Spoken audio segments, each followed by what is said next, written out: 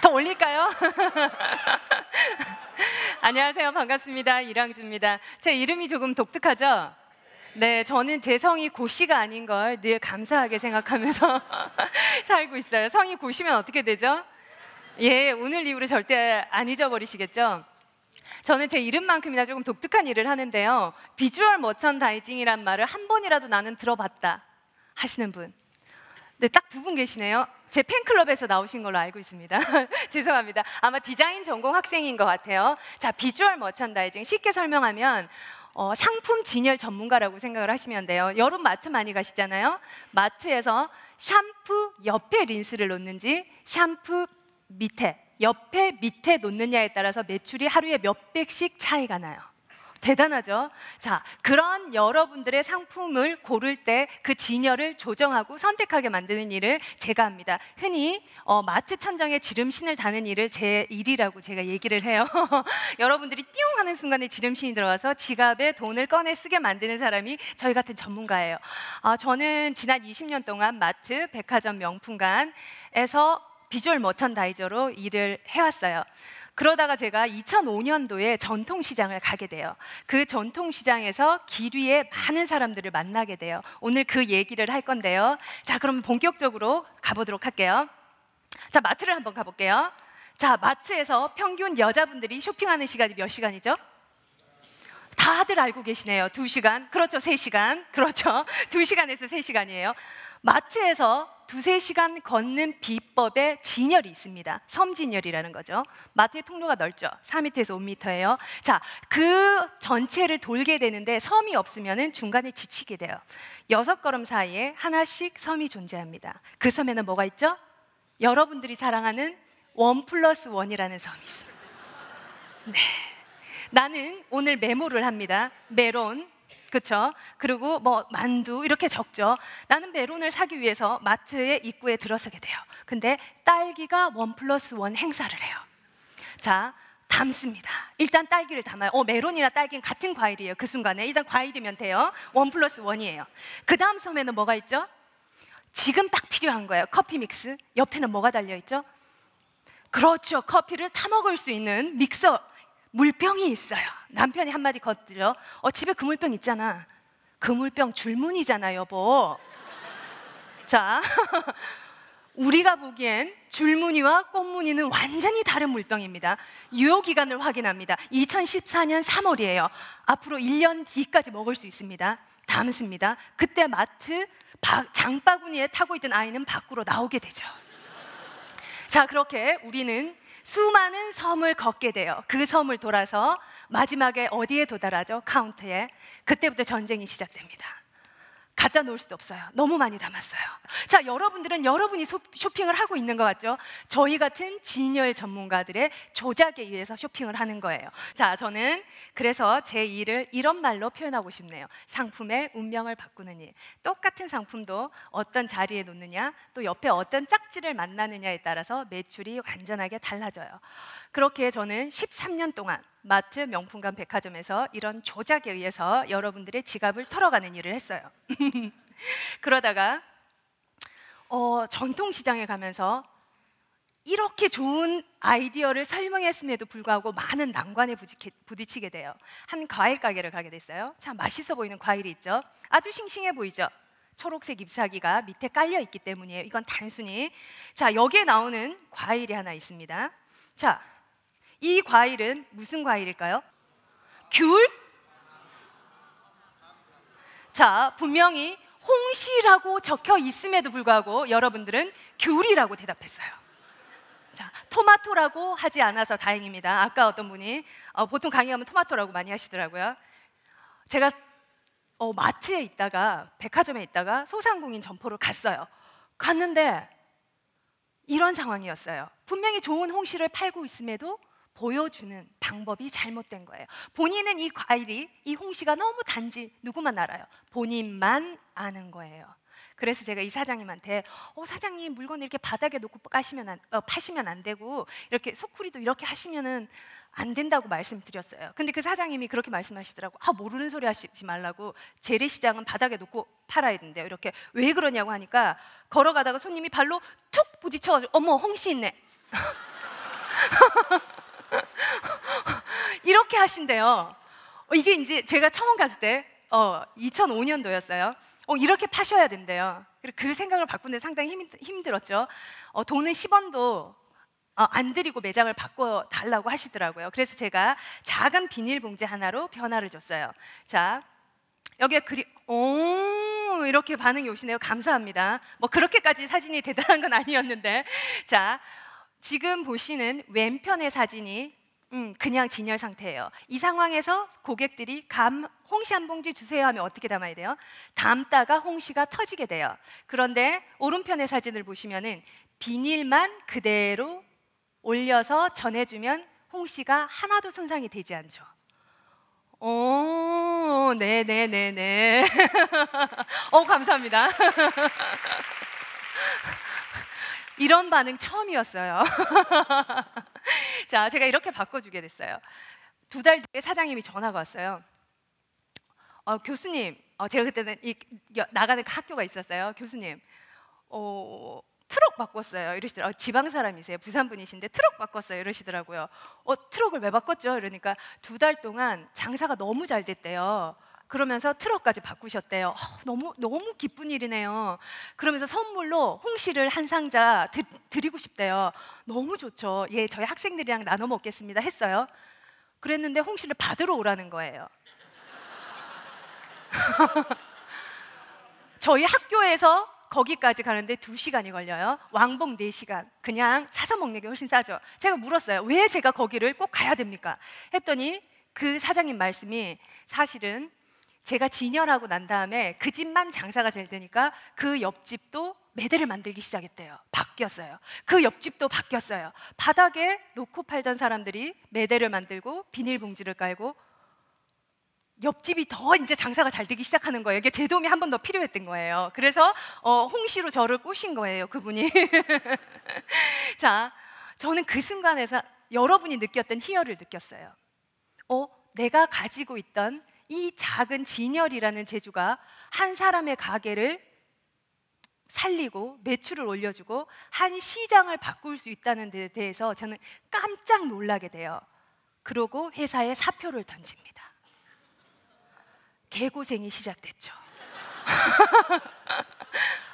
함부로 사표 던지는 거 아닙니다. 자, 개고생이 시작됐어요. 그래서 전국에 있는 재래시장, 전국의 소상공인 가게를 전국에 1660개의 시장이 있어요. 그중에 800개는 가본 것 같아요. 그래서 제 별명이 길의 여왕이에요. 한 달에 교통비만 200만 원이에요. 저희 신랑이 밥 좀 먹고 다녀 이러더라고요.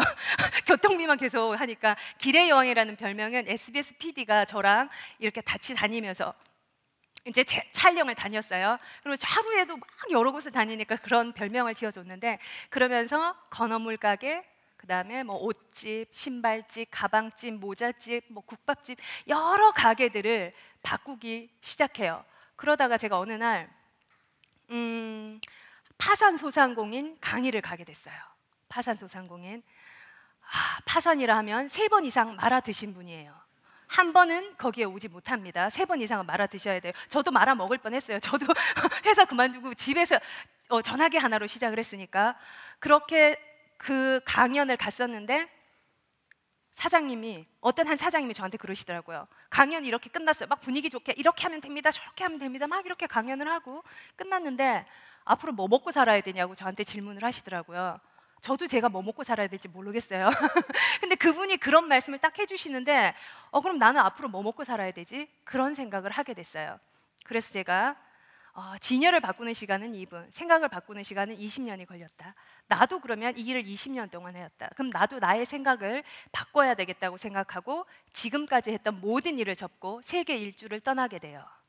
개고생을 또 하게 되죠. 예, 어느 순화를 좀 시켰는데요. 자, 세계 일주를 하면서 제가 4,000개의 소상공인 점포를 가봤어요. 먹고 마시고 입고 여행사. 그런 집 중에 오늘 딱 한 곳을 소개해드리려고 하는데요. 자, 이 집이에요. 레가타라는 카페입니다. 이 레가타라는 카페의 레가타라는 뜻은 뭐냐면 핀란드 헬싱키에 있는 카페예요. 핀란드 사람들이 연말에 파티를 합니다. 그리고 여자들이 벽에 딱 서 있고 남자들이 초청을 해요. 춤을 춰요. 자, 그 파티가 무르익으면은 여러 남자와 춤을 추게 되죠. 그런데 한 번도 그 남자에게서 춤을 받지 못한 여자들을 레가타라고 한대요. 벽에 붙은 장미. 너무 슬퍼요. 벽에 붙은 장미. 그 장미가 한 번도 벽에서 떨어진 적이 없어요. 자, 그런 뜻인데 여기 장미들이 붙어 있는 게 보이시죠? 후배를 만나서 차를 마셨습니다. 커피를 먹고 커피가 너무 맛있어서 제가 리필을 하게 됐어요. 지갑을 챙겨가지고 주인에게 리필해 주세요 하고 저는 돈을 내려고 준비를 했어요. 근데 그 사장님께서 아니라고 우리 집 커피를 너무 맛있게 마셔주셔서 감사합니다 하면서 저한테 오히려 돈을 주시는 거예요.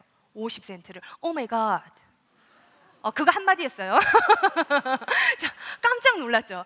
아니, 지금까지 우리가 생각을 하면 커피를 마시면 돈을 더 내야 된다고 생각을 하잖아요. 근데 거기에서는 오히려 돈을 주는 거예요.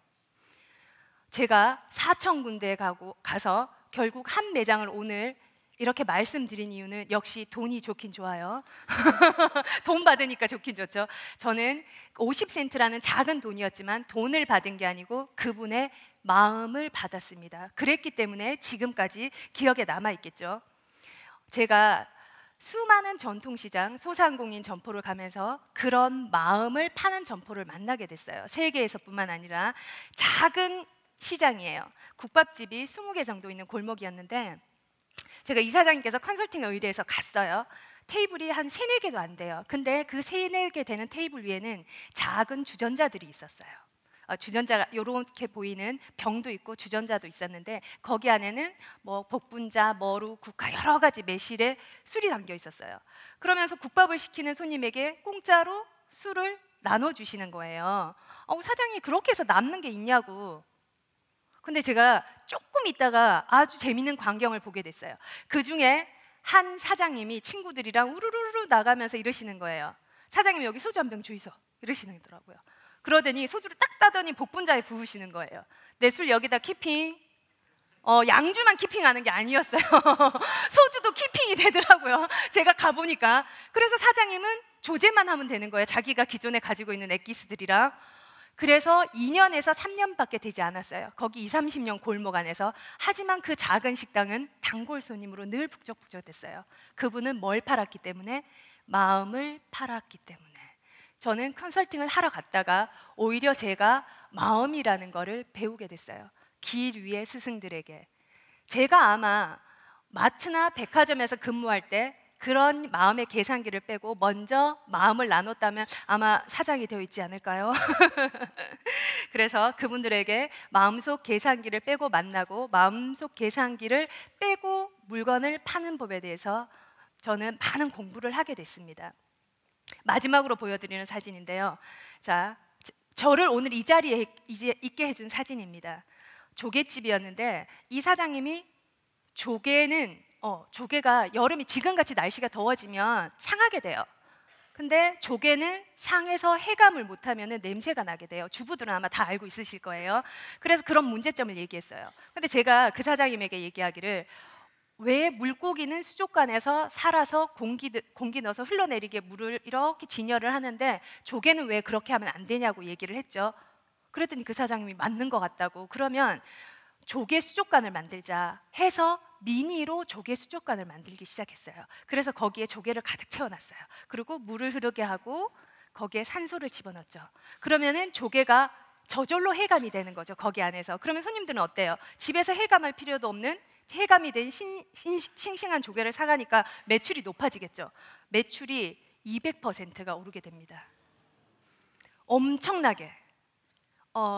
얼굴은 가렸어요. 물론 이랑주 연관 검색하면 이 사장이 같이 나옵니다.